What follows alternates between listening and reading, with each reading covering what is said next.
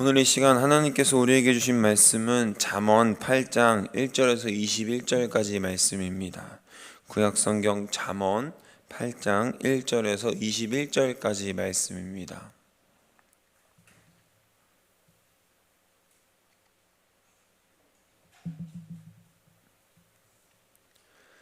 우리 하나님의 말씀을 다 같이 받들어 읽겠습니다. 지혜가 부르지 아니하느냐, 명철이 소리를 높이지 아니하느냐. 그가 길가의 높은 곳과 내거리에 서며 성문 곁과 문 어귀와 여러 출입하는 문에서 불러 이르되, 사람들아, 내가 너희를 부르며 내가 인자들에게 소리를 높이노라. 어리석은 자들아, 너희는 명철할지니라. 미련한 자들아, 너희는 마음이 밝을지니라. 너희는 들을지어다.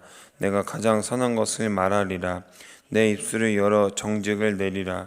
내 입은 진리를 말하며 내 입술은 악을 미워하느니라.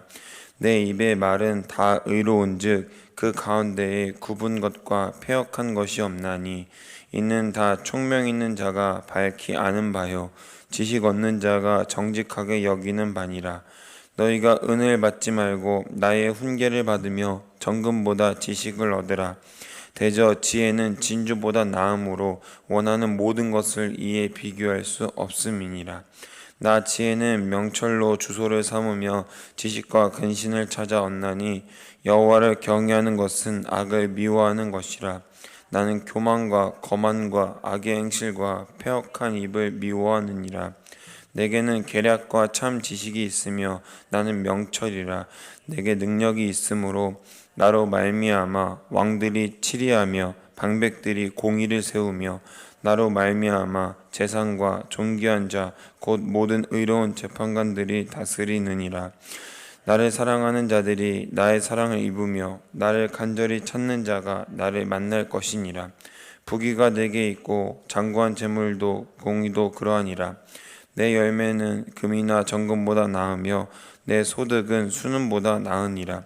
나는 정의로운 길을 행하며 공의로운 길 가운데로 다니나니, 이는 나를 사랑하는 자가 재물을 얻어서 그 곳간에 채우게 하려 함이니라. 아멘. 사랑하는 이가 부르는 것보다 더 좋고 큰 부름이 있을까요?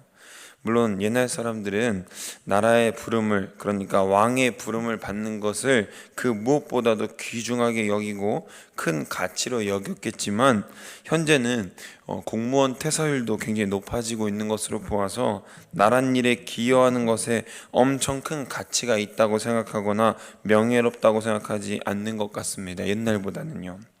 그래서 진짜 좋은 부름은 사랑하는 이가 나를 부를 때, 그리고 나를 필요로 할 때 내가 필요 없는 사람이 아니라 가치 있고 인정받는 사람이라는 부름을 받을 때 우리는 자연스럽게 그런 부름에 끌리게 되고, 그 부름에 또 그 기대에 부응하는 사람이 되기 위해 노력한다는 것이죠. 사랑하는 남편이 부르는데 폭력적이고 괴팍한 이가 올까요? 사랑하는 아내를 부르는데 저주의 말을 퍼붓는 아내가 있을까요? 이만큼 부름은 누군가에게는 삶의 이유가, 또 어떤 이들에게는 꼭 필요한 도움으로 우리 인간의 전반적인 삶에 있어 중요한 위치를 차지하고 있다라는 것입니다. 오늘 성경에는 지혜가 우리를 부르고 있습니다. 이제 우리는 그 지혜의 부름에 거룩한 지혜자의 모습으로, 하나님 경외자의 모습으로 나아가야 할 줄로 믿습니다. 오늘 이 새벽 주님이 우리를 지혜자로 사랑하시는 자녀로 부르십니다. 그 부르심에 순종으로 응답할 수 있기를 간절히 소망합니다. 첫 번째는 지혜의 초청인데요, 우리 어제 전장 7절에서는 음녀의 부름에 대해 함께 나눴습니다. 우리를 미혹해하고 거짓이면서도 마치 진리인 것 마냥 우리를 현혹해 하는 그 사탄의 부름을 깨고 진정한 신앙의 정수로 하나님께 나아가자 말씀을 나눴습니다. 오늘 8장에서는 지혜가 우리를 부르고 있습니다. 명철이 소리를 높이고 있습니다. 길가의 높은 것과 내거리에서, 마을 어귀 성문에서, 여러 출입문에서 외치고 있다는 것입니다. 모두에게 아무 조건 없이 소리치고 있습니다. 지혜는 우리 모두가 알고 있듯이 잠언 1장 7절에서 고백하듯 여호와를 경외하는 것, 하나님을 따라 사는 삶이 지혜자의 삶이며 참된 지식을 소유하는 것이라고 우리는 잘 알고 있습니다. 그 참된 지식으로 우리는 하나님을 알고 세상에 빠지지 않고 하나님이 원하시는 길로 나아갈 수 있게 됩니다. 지혜를 얻는 자에게는 아무 자격도 요구되지 않지만 단 한 가지 조건이 있습니다. 무엇일까요? 4절에서 5절 보니까요, 지혜가 우리를 부르고 소리치고 있는데 사람들아, 어리석은 자들아, 미련한 자들아 라고 소리치고 있습니다. 그 어떤 자격도 없이 모든 이들을 부르고 있음을 우리는 파악할 수 있습니다. 지혜를 얻는 조건은 바로 지혜의 소리를 듣고 반응하고 순종하는 것에 있다라는 것입니다. 지혜가 백날 소리치고 우리에게 지혜를 얻으라고 호소해도 그 지혜에 응답하지 않으면 아무 의미가 없다라는 것이죠. 마태복음 13장 44절 읽습니다. 천국은 마치 밭에 감추인 보화와 같으니 사람이 이를 발견한 후 숨겨두고 기뻐하며 돌아가서 자기의 소유를 다 팔아 그 밭을 사느니라. 아멘. 이 마태복음에서 나오는 비유의 핵심은 밭에 보화가 숨겨져 있다가 아닙니다. 밭에 감추인 보화를 발견한 사람이 발견한 후 숨겨두고 돌아가서 자신의 모든 소유를 팔아 그 밭을 산 행동에 있다라는 것입니다. 하나님의 지혜가 우리에게 이러한 차원입니다. 보화를 발견했으면 그것을 꺼내기 위한 조치를 해야 합니다. 어떻게 해요? 그 즉시 해야 한다는 것입니다. 어떤 이는 도구를 하려고 할 수도 있고, 또 어떤 이는 그냥 보화가 숨겨진 것을 자신밖에 모르기 때문에 급할 것이 없다라고 생각할 수도 있습니다. 하지만 이 보화가 숨겨진 것을 안 어떤 사람은 그 즉시 기뻐하며 자신의 모든 소유를 팔아 이 밭의 주인이 됩니다. 즉시 응답하고 즉시 소유하는 것이죠. 지혜는 우리를 늘 애워싸고 있습니다. 죄가 우리 주위를 도사리고 있듯 지혜 역시 우리 삶에 함께 동행하고 있다라는 것입니다. 다만 하나님의 말씀을 지혜로 받고 순종으로 응답할 것인지 세상의 소리와 내 안의 육체의 정욕으로 결정할 것인지는 우리의 선택에 달려있는 문제라는 것입니다. 사랑하는 여러분, 지혜가 소리칩니다. 지혜가 우리를 지혜의 길로, 참된 지식의 길로 가라고 호소하고 있습니다. 지혜의 지름길은 좁고 잘 알려지지 않죠. 참된 지혜는 바닷가의 수많은 모래와 같지 않습니다. 13세기 황금왕으로 알려진 만리 제국의 만사모사 황제는 금을 소유하고 있는 그 추정치를 알 수 없을 만큼 많은 금을 소유하고 있었다고 합니다. 그가 본격적으로 이슬람 세계에 만리 제국의 위대함을 알리기 위해 성지순례를 떠났을 때 약 600마리의 낙타가 한 마리당 100kg의 황금을 지고 그 행렬을 따랐다고 하죠. 그가 떠난 성지길에서 수많은 금을 물처럼 써대는 탓에 당시 중동 지역의 금의 시세가 폭락해서 지금으로 한 15억 달러 정도 손실을 일으켰다고 합니다. 지금 오늘날의 가치로 하면 2조 정도 되는 돈이거든요. 상상할 수가 없는 돈이죠. 만사무사에게 금은 금이 아니라 그냥 화폐의 가치를 대신하는 돌덩이 정도로밖에 느껴지지 않았을 겁니다. 아무리 써도 다 쓰지 못했으니까요. 이 예시처럼요, 지혜의 부름을 듣고도 응답하지 않는 사람은 지혜를 지혜로 받지 못하고 오히려 공허한 소리로밖에 듣지 못한다라는 것입니다. 지혜도 천국도 같습니다. 어떻게 얻는지 안다고 해서 그 지혜를 사용할 수 있는 것은 아닙니다. 천국이 어떻게 가는지 모두 다 알고 계실 겁니다. 예수 그리스도의 이름을 부르고 예수 그리스도의 뜻대로 행하는 자라야 들어갈 텐데, 예수 그리스도의 말씀, 난 예수 그리스도를 믿어, 그런데 주일 성수는 하고 싶지 않아. 난 예수 그리스도를 믿어, 그런데 선행은 하고 싶지 않아. 난 예수 그리스도를 믿는데 사랑은 하고 싶지 않아. 그러면 천국도 못 가는 것이죠. 천국을 어떻게 가는지 알았으면, 지혜를 어떻게 얻는지 알았으면 어떻게 해야 될까요? 얻어내야 합니다.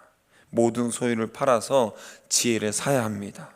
우리는 지혜의 부름에 무응답으로 응답하는 것이 아닌 진정한 순종으로 하나님 앞에서 신실한 예배자로 하나님 경외자의 삶을 살아갈 수 있기를 주님의 이름으로 소망합니다. 우리가 알고 있는 그대로, 듣고 있는 그대로 참된 지혜자의 모습으로 살아가야 할 줄로 믿습니다. 두 번째는 우리가 지혜를 가져야 하는 이유입니다. 지혜가 우리를 불렀죠. 우리는 그 부르심을 듣고 거룩한 순종으로 나아가야 하고 가져야 할 이유는 지혜는 백해무익하다라는 것입니다. 5절 보니까요, 어리석은 자들에게는 명철을 주고 미련한 자들에게는 마음을 밝혀줍니다. 또한 가장 선한 것을 말하고 정직을 허락합니다. 또한 지혜는 진리를 말하고 악을 미워합니다. 그리고 이 모든 사실은 지혜를 소유한 총명한 자들이 이미 밝히 아는 사실이라는 것입니다. 6절부터 10절까지 지혜는 자신은 어떤 가치를 말하고 있는지, 가지고 있는지 설명합니다.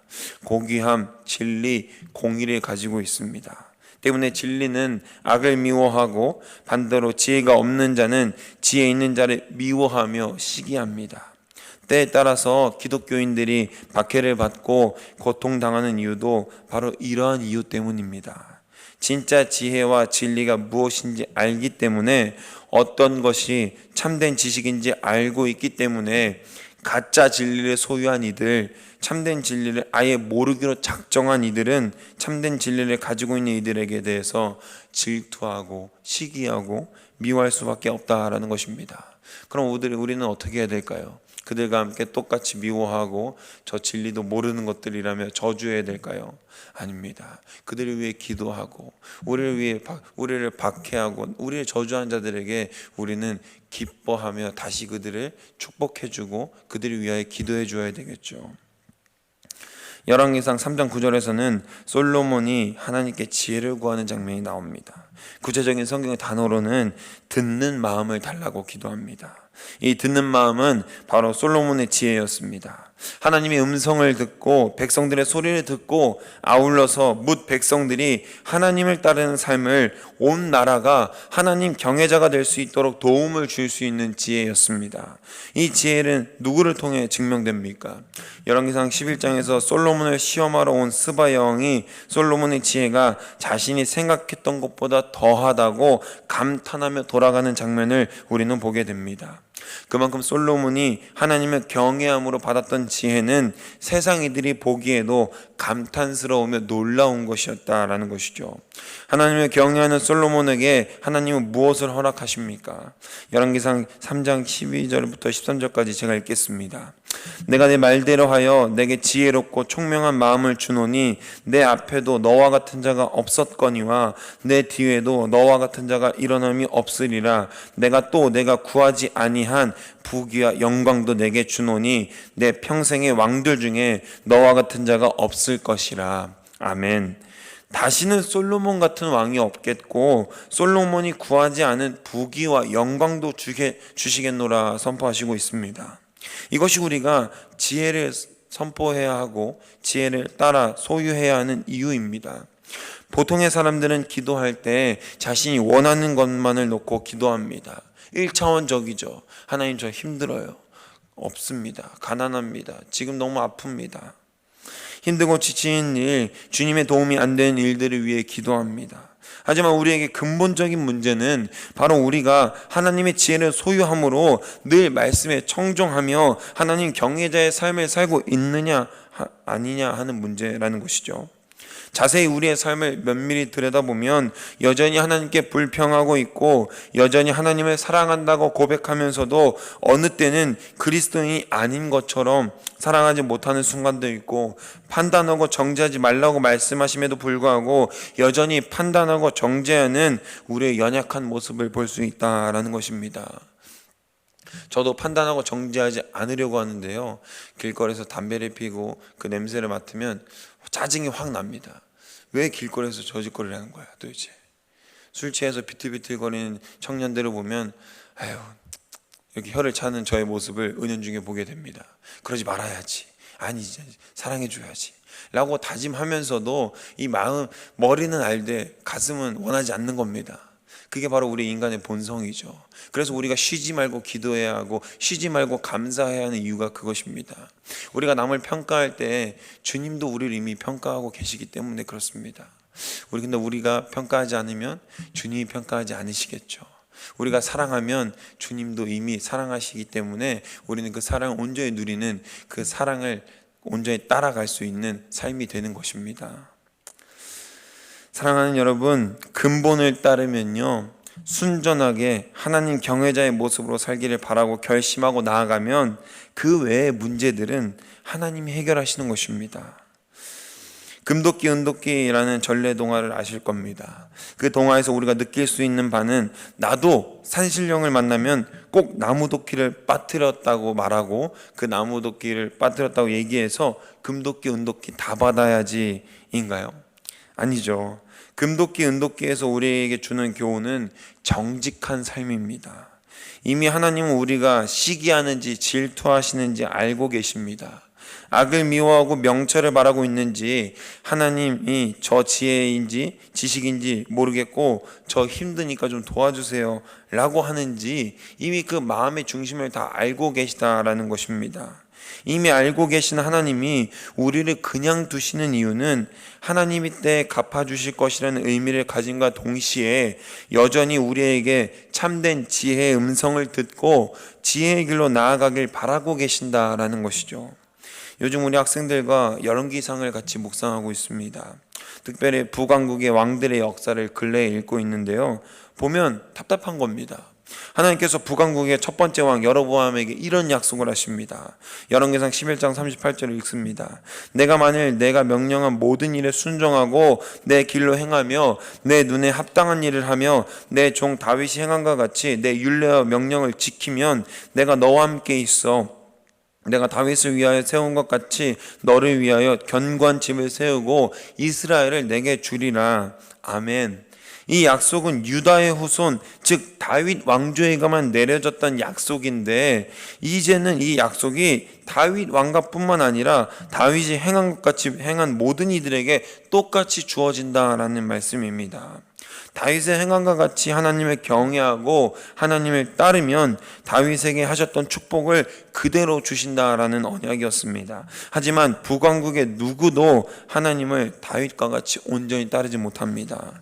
어떤 이는 하나님 앞에서 가증하는 일을 하고, 또 어떤 왕은 하나님 앞에서 온전히 따랐지만 산당은 제거하지 못하고, 이런 식으로 끝도 없이 하나님의 은혜에 배신하는 행동을 했다라는 것이죠.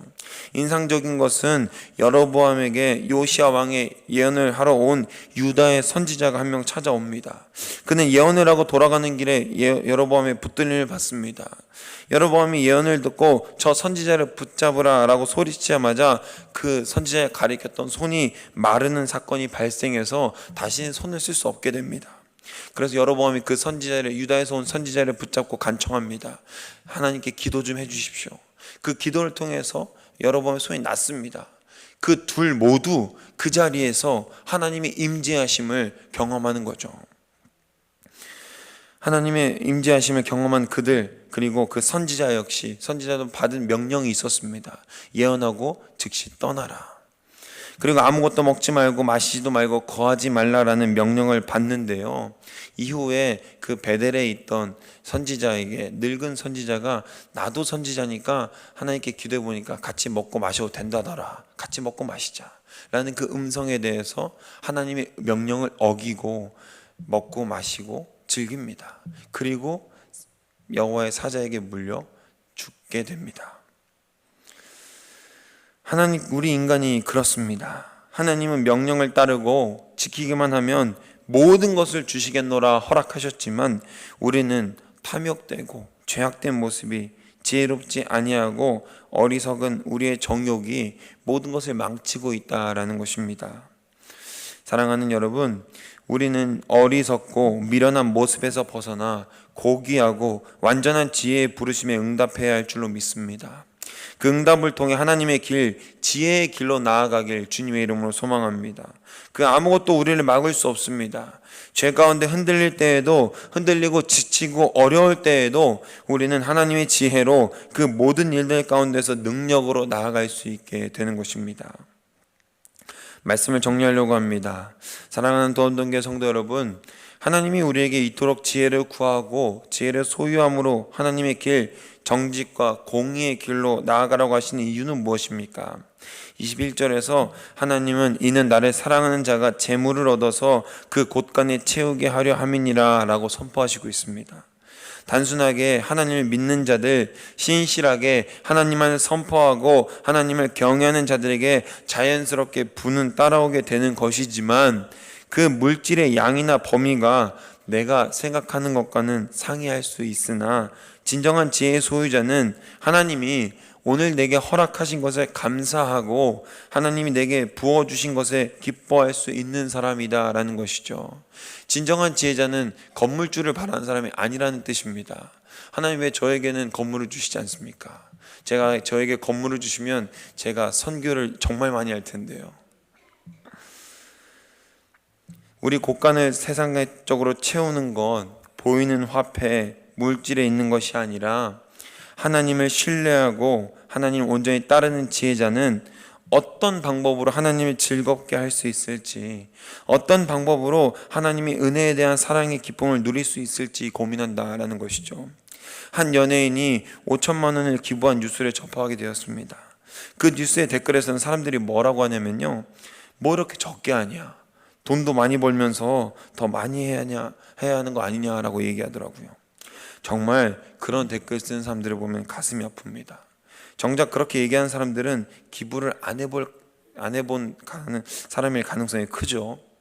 내가 번 돈으로 다른 일을 구제하고 내가 힘들게 일한 돈을 가지고 의미 있고 좋은 곳에 쓰는 일은 생각만큼 쉬운 일이 아닙니다. 우리의 본성을 역행하는 일이기 때문에 그렇습니다. 11조가 왜 믿음의 고백이라고 부르는지 아십니까? 11조는 내 것의 10분의 1을 하나님께 떼어 드리는 것이 아니라 10의 10이 하나님 것인데 하나님이 내게 10의 9을 허락하신 것이라는 믿음의 고백이기 때문에 그렇습니다.